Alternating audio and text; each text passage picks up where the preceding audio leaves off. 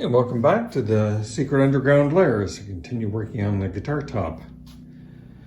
So I had a fantastic suggestion from Aldoon in the comments from the last video about repairing this. And simply, I don't know why I didn't think of this, but I'm glad he suggested it, is square up this trough that I've made and just insert a piece of wood there. We'll glue a piece of a blank in there and then rerun the G-code and clean that up. So that's what I'm gonna do. I'll start by squaring that up. First though, I wanna put that little brace for the bearing back in place, and then we'll get to this.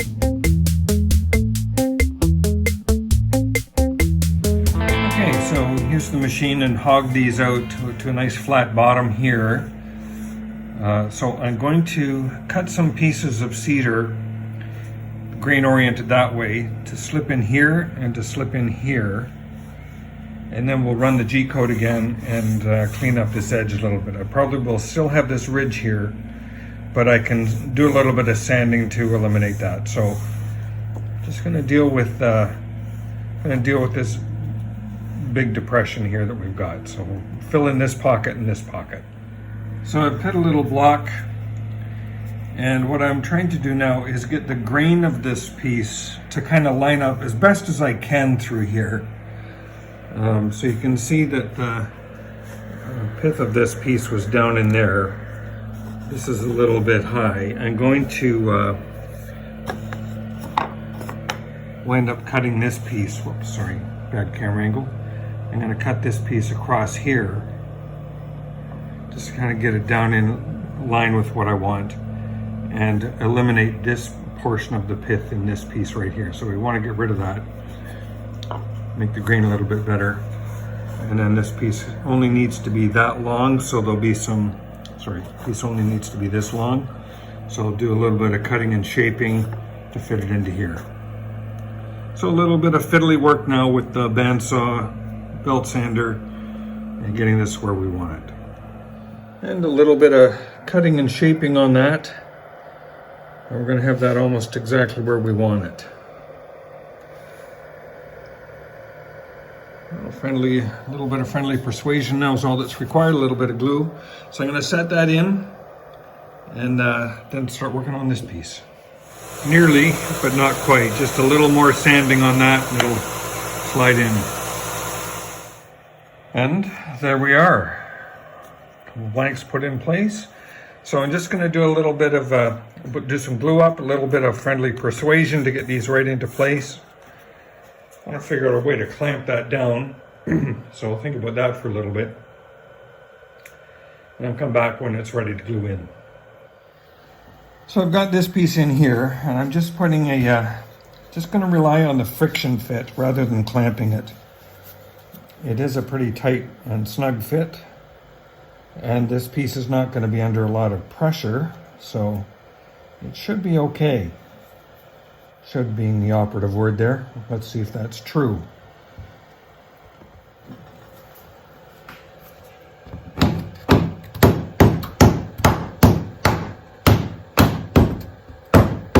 So it's crushing down here, but that's okay. That's all coming apart or coming off. And crushing a little on the top is okay because that's coming off too.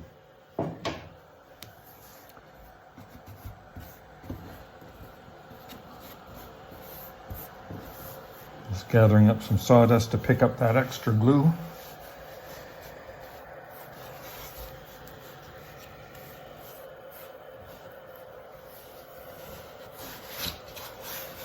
Okay, we'll give that a little bit of time to set up.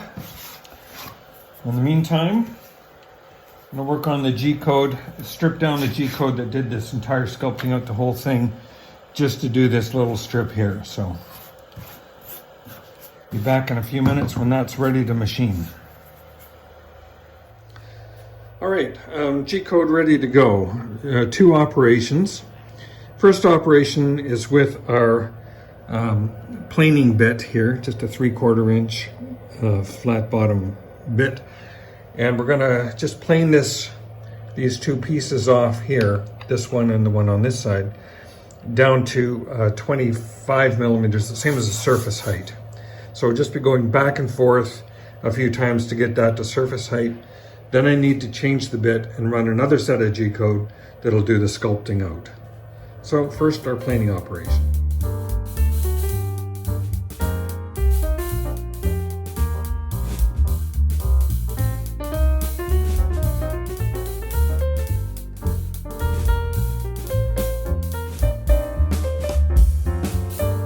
So we're now pretty close to perfectly flush here. A little bit of sanding there will be fine.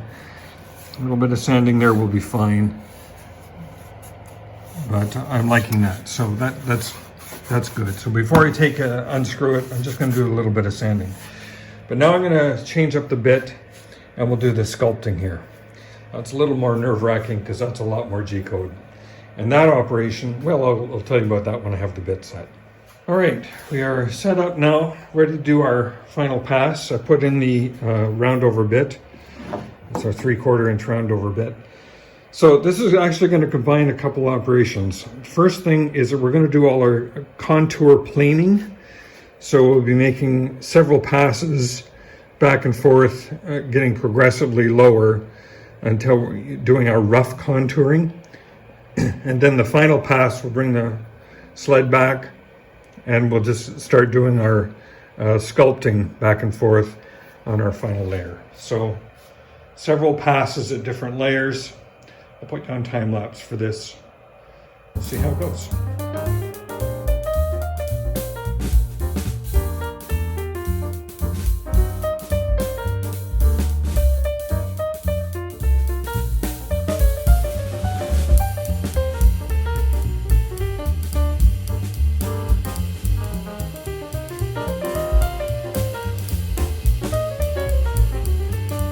All right, there's the plugs finished milling.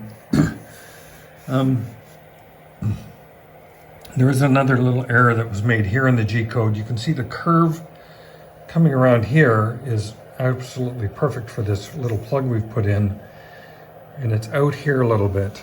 And I was going to investigate that. What I did find is that when this cut was made, my little Z-axis, or my X-axis home stop had been nudged a little bit out of place. So this cut started a little sooner than it should have. However, I can live with that. We're still okay. The remnant though is that it left a little lip here and a little lip here, and it left that little lip in here. So a little bit of sanding to smooth that out. I won't do an awful lot. And it looks like I had a slight problem here with this coming back over from a cut that was made there. Not sure why that is, but again, it's not a huge problem of any great significance.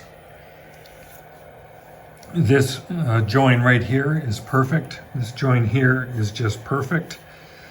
And the wood grain, you know, is pretty close. It's not perfect, but it's not bad. We'll see what it looks like on the other side.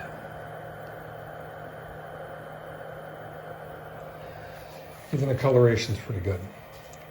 So I'm going to do a little bit of sanding here, and then we're ready to flip it over and start contouring the other edge, the top surface. Aldoon, thank you very much for that suggestion. That worked really well.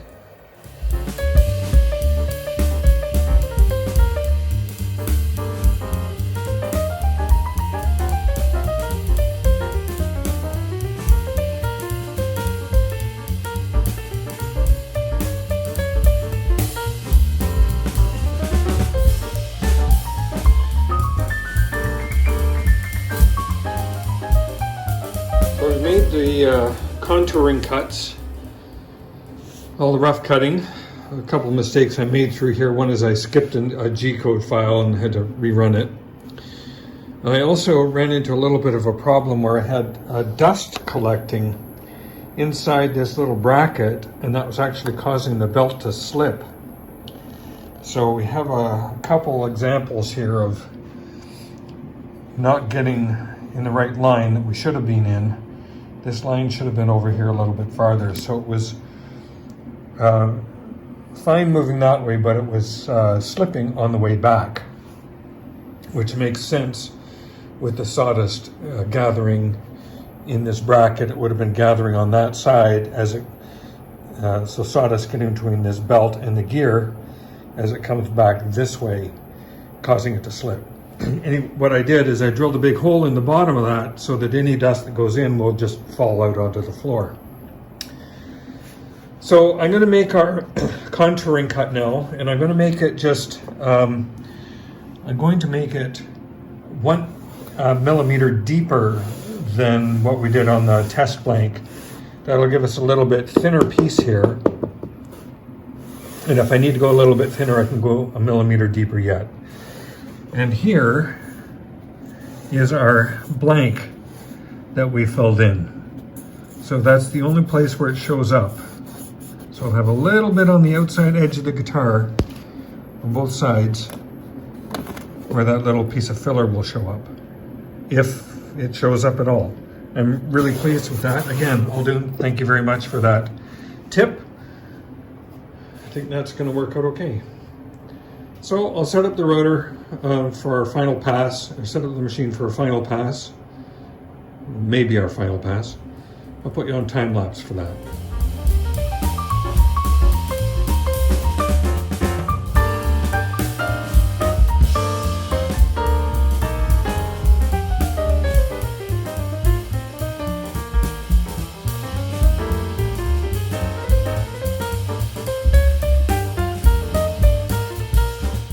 Well, it was working well until it wasn't.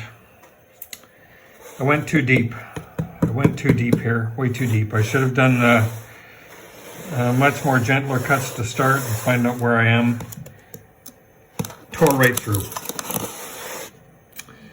So, yeah, got a little thin, I suppose. I'm going to take this apart, see what I did wrong.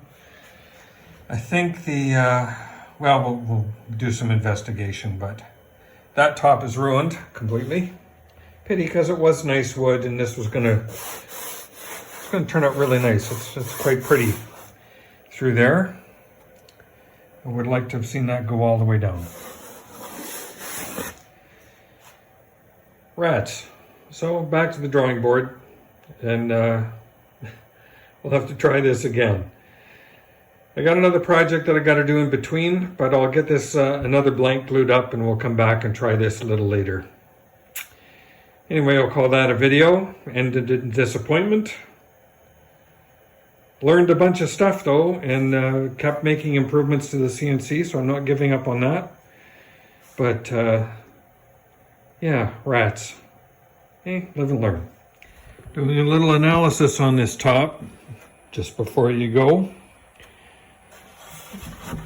It looks like my Z-axis started failing right about here. So I had a nice curve coming up here, and then at this point it flattened out. It should have been getting higher, so the Z-axis was certainly failing through this point. There's a little knot. It popped out, and I can see I have about 3, maybe 4 millimeters thickness at this point. And if I had been able to keep the Z-axis all the way through, that would have been perfect. We would have had a perfect top, but something failed. Starting about here, you can just feel it with your finger, right there. It failed. So the Z-axis stopped incrementing at this point, and it just started to plow flat. Now there's a little bit of a rise there, so from edge to edge, we were moving, but it seems that right about here, this section here, I couldn't get the Z-axis up higher. There's something going on with feeds and speeds. Not sure. But anyway, food for thought. And I'll do a little bit of consideration of that. I think there's a couple changes to be made to the machine, obviously. Do a little bit of thinking about that and come back to it. Anyway, as I said, thanks for watching. Please like and subscribe. See you on the next video.